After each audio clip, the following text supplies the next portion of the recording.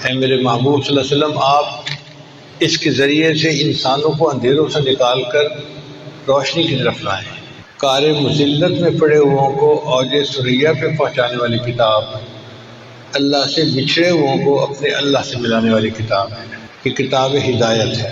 اتر کر ہیرا سے سوئے قوم آیا، اور ایک نسخہ تین نیاز ہاتھ لایا، وہ بجلی کا کڑکا تھا یا صوت ہادی، عرب کی زمین جس نے ساری ہلا دی۔ قرآن مجید دلوں کا مقناطیس ہے، سلیم الفطرت لوگوں کو اپنی طرف کھینچ لیتا ہے۔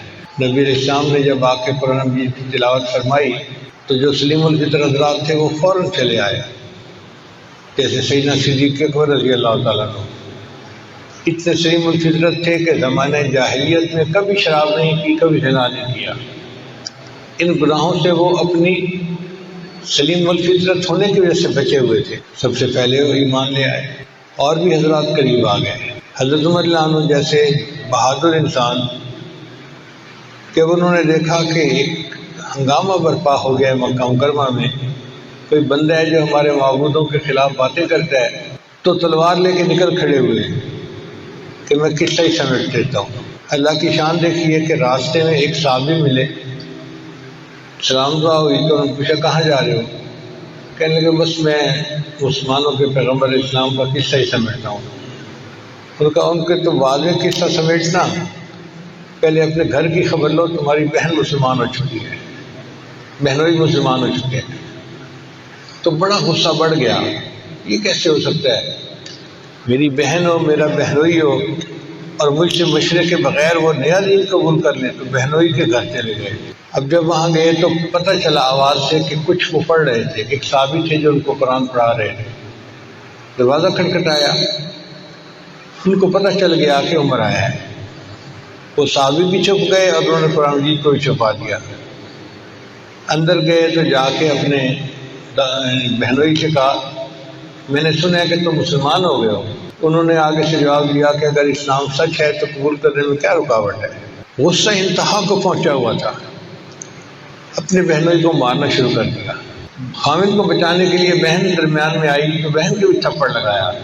تو کہتے ہیں کہ بہن کو جب تھپڑ لگایا تو اس کے بھی منہ سے خون نکل آیا، مگر وہ بھی عمر الخطاب کی بہن تھی، فاطمہ بنت خطاب۔ کہنے لگی کہ عمر، جس ماں کا دودھ تو نے پیا ہے اسی ماں کا دودھ میں نے پیا ہے، تو ہمارے جسم سے جان تو نکال سکتا ہے، ہمارے دل سے ایمان کو نہیں نکال سکتا۔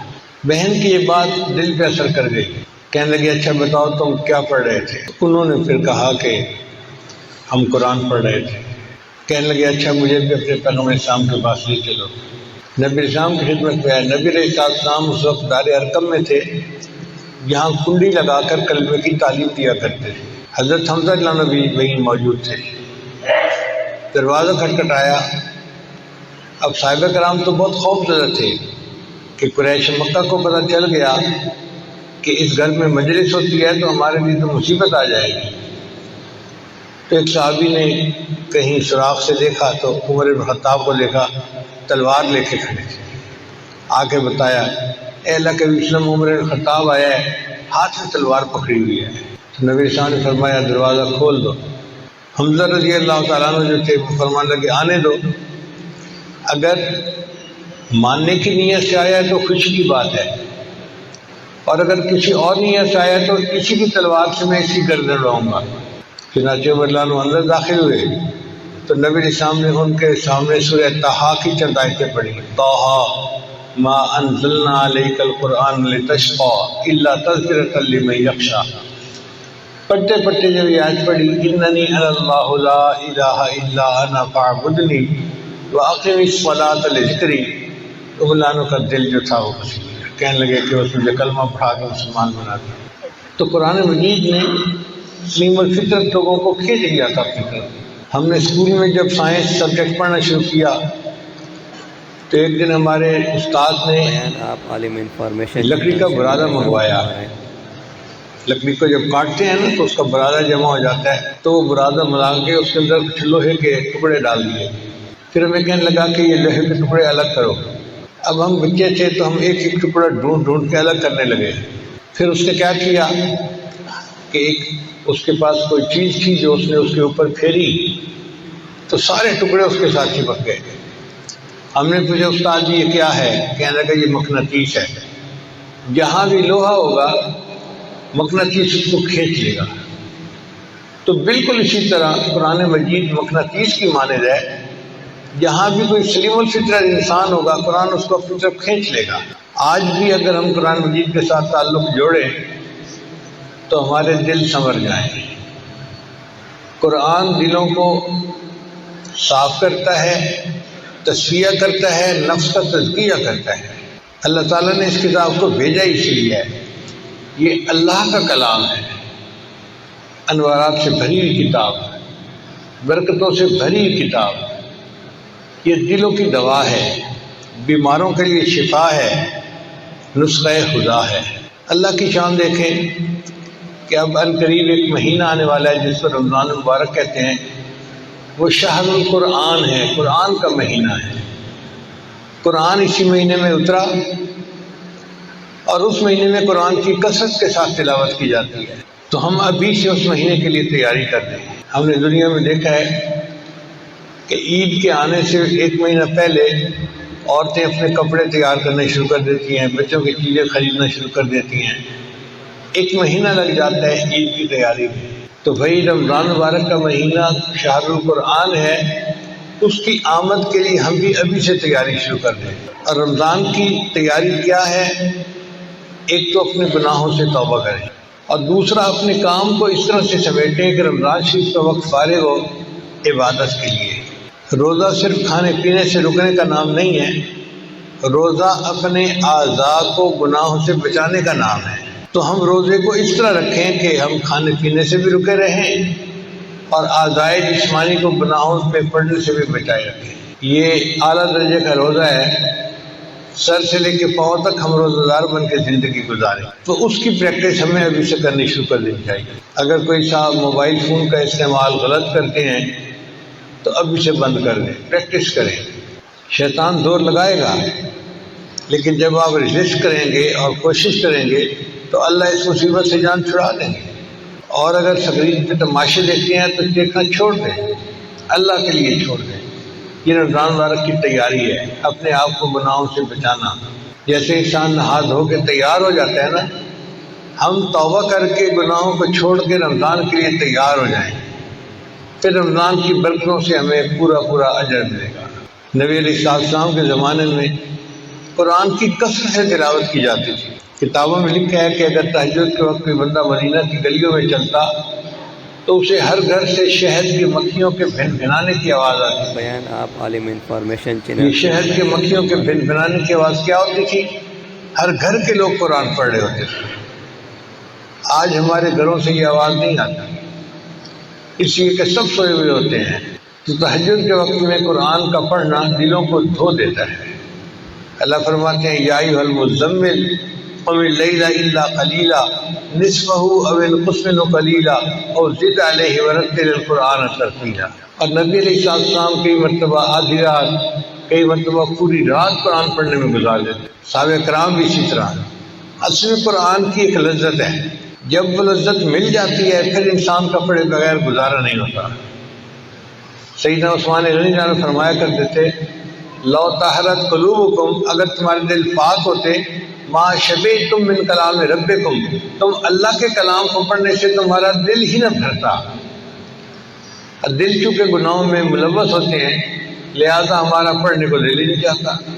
آپ دیکھیں بچے کو آئس کریم دی جائے نا تو اس کا کھانے کو دل چاہتا ہے، اور ہر لقمہ کھانے سے اس کو مزہ آتا ہے۔ قرآن مجید بالکل اسی طرح ہے، ایک ایک آیت کے پڑھنے پہ مزہ۔ اور کئی دفعہ تو نبی علیہ السلام ایک ایک آیت کو بار بار پڑھ کے مزے لیتے تھے۔ جیسے بچوں کے اندر ایک چنگم ہوتا ہے، وہ منہ میں رکھتے ہیں تو چباتے رہتے ہیں، گھنٹوں چباتے رہتے ہیں۔ میں نے ایک بچے سے پوچھا کہ آپ لوگ یہ کیا منہ میں ہر وقت رکھتے اور چباتے تھے؟ کہنے لگے جی مزہ آتا ہے۔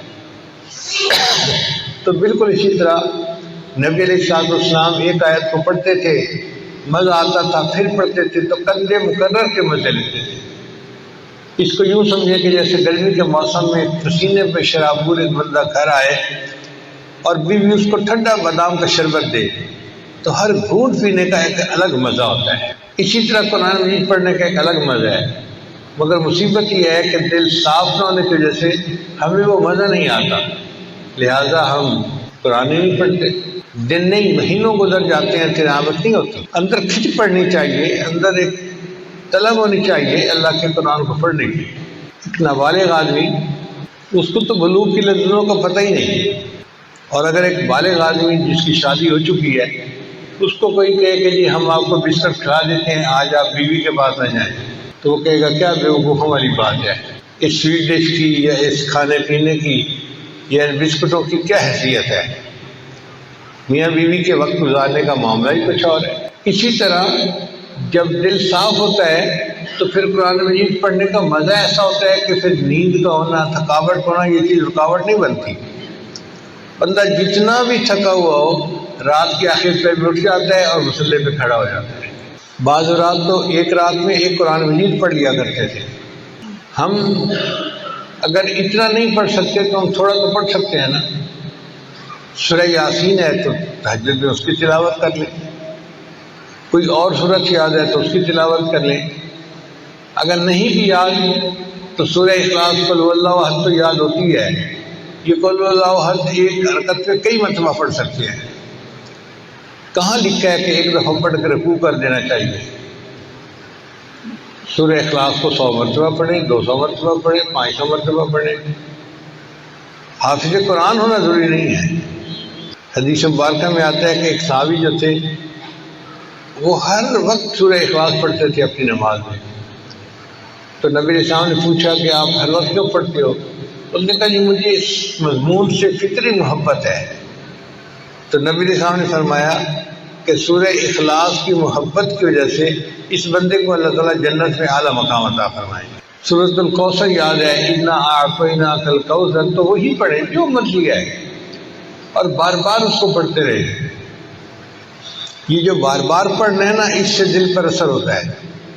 دیکھیں دیوار کے اندر کیل گاڑنا ہوتا ہے نا، تو ایک دفعہ ہتھوڑا مارنے سے کیل نہیں گڑتا، ایک دفعہ مارتے ہیں، پھر دوسری دفعہ مارتے ہیں، پھر تیسری دفعہ، ہیمر اٹ ڈاؤن، اس کو مارتے رہو حتیٰ کہ یہ گڑ جائے اس کے اندر۔ اسی طرح قرآن مجید کی آیات ہیں، ایک دفعہ پڑھیں گے تھوڑا اثر ہوگا، پھر پڑھیں، پڑھتے رہیں، پڑھتے رہیں گے تو بالآخر دل پر اس کا اثر ہو جائے گا۔ آپ عالم انفارمیشن چینل سے اللہ کرے کہ ہمارے دل قرآن مجید کی محبت سے لبریز ہو جائیں اور ہمیں اس کی چاشنی ملنے لگ جائے، ہم روحانی طور پہ بالغ بن جائیں، پھر اٹھتے بیٹھتے ہمیں قرآن پڑھنے کا شوق ہوگا۔ سیدنا صدیق کے قرآنوں کے بارے میں آتا ہے کہ وہ قرآن مجید پڑھتے تھے تو سننے والے کا اثر ہو جاتا تھا، یعنی ان کے قرآن مجید کا اثر ایسا تھا کہ سننے والے کا دل متوجہ ہو جاتا تھا۔ چنانچہ ایک مرتبہ انہوں نے حبشہ ہجرت کا ارادہ کیا، تو جانا چاہتے تھے تو راستے میں قریش مکہ میں سے کوئی بندہ مل گیا، اس نے کہا ابو بکر کہاں جا رہے ہو؟ فرما دیا کہ مجھے نبی علیہ السلام نے اجازت دے دی ہے، میں حبشہ ہجرت کر کے جا رہا ہوں۔ اس نے کہا نہیں آئیں، میں آپ کو اپنے گھر اپنی امان میں رکھتا ہوں، کوئی آپ کو ہاتھ نہیں لگا سکے گا۔ تو اس نے اپنے گھر میں حضرت صدیق کو امان میں رکھ لیا۔ صدیق کے قرآن وہاں رہنے لگے، مگر فارغ وقت میں بیٹھ کے قرآن پڑھتے تھے۔ اب جب صدیق کے نانو قرآن پڑھتے تو گھر کی عورتیں جب وہ قرآن سنتی تو ان کے دل کھنچتے تھے، تو ان عورتوں نے اپنے مردوں سے پوچھنا شروع کر دیا کہ یہ بندہ کیا پڑھتا ہے، ہمارے دل کھنچتے ہیں۔ تو اس بندے کو یہ محسوس ہوا کہ اگر یہ چند دن اسی طرح تلاوت کرتا رہا تو میرے گھر کے لوگ ہی مسلمان ہو جائیں گے۔ اس نے پھر اپنی وہ امان جو تھی وہ ختم کر دی۔ تو دیکھیں قرآن پڑھ کے دوسروں کے دل کھینچتے تھے، آج قرآن پڑھنے کے بعد ہمارے دل نہیں کھینچتے دین کی طرف۔ اس کی وجہ یہ ہے کہ دل جو ہے سنگ سے لچڑے ہوئے ہیں، ان کو صاف کرنے کی ضرورت ہے۔ اللہ تعالیٰ ہمارے دلوں کا تصفیہ فرمائے، ہمارے نفوس کا تزکیہ فرمائے اور ہمیں قرآن کی لذت آنی شروع ہو جائے۔ قرآن مجید کی محبت انسان کے دل کو منور کرتی ہے اور ایمان کو بچاتی ہے۔ چنانچہ ایک پاکستانی مسلمان کا واقعہ میں نے کتاب میں بھی لکھا ہے بیان آپ عالم انفارمیشن چینل سے کہ وہ امریکہ میں انجینئر کی جاب کرتا تھا، اور دفتر میں اس کے ساتھ ایک امریکن لڑکی بھی جاب کرتی تھی۔ اب لڑکی کافی حور پری قسم کی چیز تھی، تو لڑکا اس کے ساتھ متعلق ہو گیا، ایسا عاشق ہوا کہ اس کا دل چاہتا تھا کہ جو مرضی ہو میں نے شادی اسی سے کرنی ہے۔ ایک دن موقع پا کے اس نے لڑکی کو کہہ دیا کہ میں تم سے شادی کرنا چاہتا ہوں۔ اس نے کہا کہ میں اپنے والدین سے بات کروں گی۔ اس کے والدین پکے عیسائی تھے۔ ان کا یہ کیسے ہو سکتا ہے کہ ایک پاکستانی ہو اور مسلمان ہو اور ہماری بیٹی کی اس سے شادی ہو جائے؟ تو لڑکی نے کہا جی کہ میرے والدین تو تیار نہیں ہیں۔ لڑکے نے کہا بھائی جو شرط رکھیں گے میں قبول کروں گا، میں نے ہر حال میں شادی کرنی ہے۔ اب والدین نے شرطیں رکھی۔ پہلی شرط کہ اگر ہماری لڑکی کے ساتھ شادی کرنی ہے تو تم اپنے گھر والوں سے رابطہ ختم کر دو، پاکستان میں کوئی فون نہیں کرنا، والدین سے، رشتہ داروں سے، بہن بھائیوں سے رابطہ ختم۔ اس نے شرط مان دی۔ دوسری بات کہ تم جس ایریے میں رہتے ہو وہاں سے مکان چھوڑ کر تم ہمارے گھر کے قریب مکان لو گے۔ اس نے یہ شرط بھی مان لی۔ پھر تیسری شرط کہ ہم عیسائی لوگ ہیں اور ہم سنڈے کے دن اپنے چرچ میں جاتے ہیں، تو تم بھی سنڈے کے دن ہمارے ساتھ چرچ میں جایا کرو۔ ان کا مقصد یہ تھا کہ جب یہ جائے گا تو کچھ دنوں کے بعد یہ عیسائی ہو جائے گا۔ اس نے یہ بھی شرط مان لی۔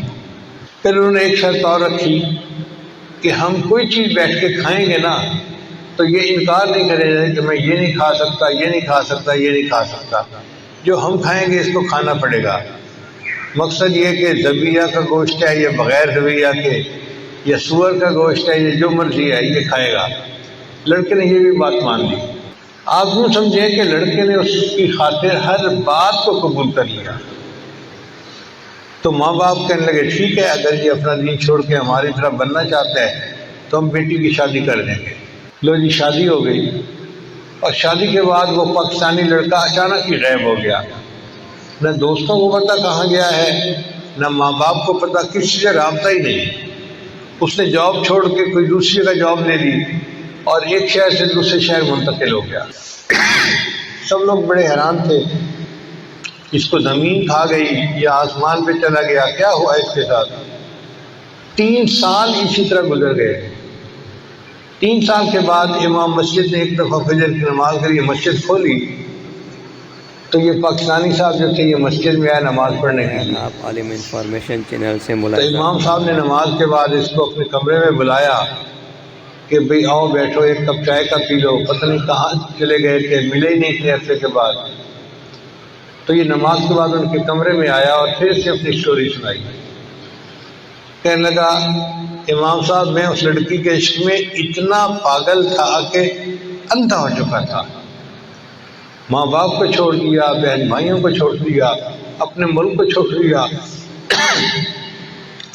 اپنی کمیونٹی کو چھوڑ دیا، مسلمانوں کی مسجد کی نمازوں کو چھوڑ دیا، ہر چیز کو چھوڑ دیا اور انہی کے رنگ میں رنگ گیا۔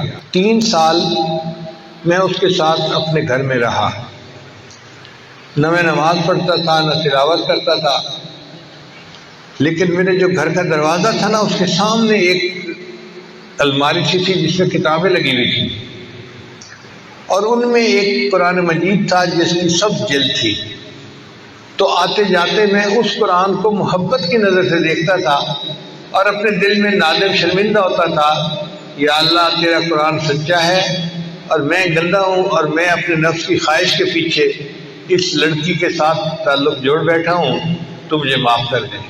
کوئی عمل نہیں تھا مسلمانوں والا، شراب پیتا، سور کھاتا، وہی ڈانس پارٹیاں، وہی سارا کچھ گند، بس آتے جاتے قرآن کو محبت کی نظر سے دیکھتا تھا۔ کہنے لگا ایک دن میں گھر آیا تو میں نے دیکھا کہ قرآن مجید اپنی جگہ پہ پڑا ہوا نہیں تھا، تو میں نے بیوی سے پوچھا کہ ایک سبز کتاب یہاں تھی، وہ کہاں گئی؟ اس نے کہا میں نے گھر کی صفائی کی اور جن کتابوں کو نہ آپ پڑھتے ہیں نہ میں پڑھتی ہوں، میں نے ان فالتو کتابوں کو ٹریش کین میں پھینک دیا، گند کا ٹوکرا جس کو کہتے ہیں۔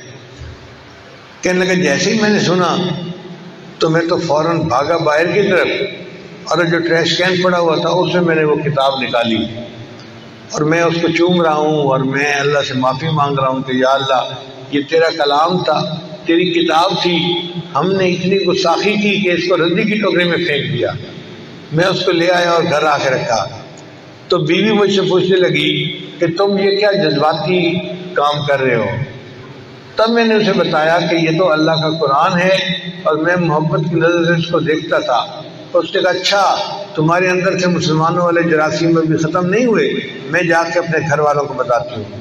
وہ بریف کیس اٹھا کے اپنے ماں باپ کو بتانے چلی گئی اور میں مسجد میں نماز پڑھنے کے لیے اپنے رب کو منانے کے لیے آ گیا۔ قرآن مجید کی محبت نے اس کے ایمان کو بچا دیا، وہ لوٹ آیا اپنے اصل کی طرف۔ آپ عالم انفارمیشن چینل سے آج فتنہ کا دور ہے، دجالی دور ہے۔ اس دور میں ایمان کو بچانے کے لیے قرآن کی محبت انتہائی اہم ہے، لہذا قرآن مجید کی تلاوت بھی کریں، اس کا ترجمہ، اس کی تفسیر بھی پڑھیں، اور اس کو جتنا یاد کر سکتے ہیں یاد بھی کریں، قرآن مجید کے ساتھ لٹھی ہو جائیں تاکہ ہمارا ایمان محفوظ رہے۔ تو رمضان کا مہینہ آ رہا ہے، اس مہینے میں قرآن مجید کے ساتھ اپنی محبت جو ہے بڑھا لیجئے، اپنے تعلق کو بڑھا لیجئے، اور پھر اس کی برکتیں آپ دیکھیں گے کہ اللہ تعالیٰ ایمان کو بڑھائیں گے، اللہ تعالیٰ اپنا قرب عطا فرمائیں گے، اور اس قرآن کی برکت سے اللہ تعالیٰ ہمارے ایمان کی حفاظت فرمائیں گے۔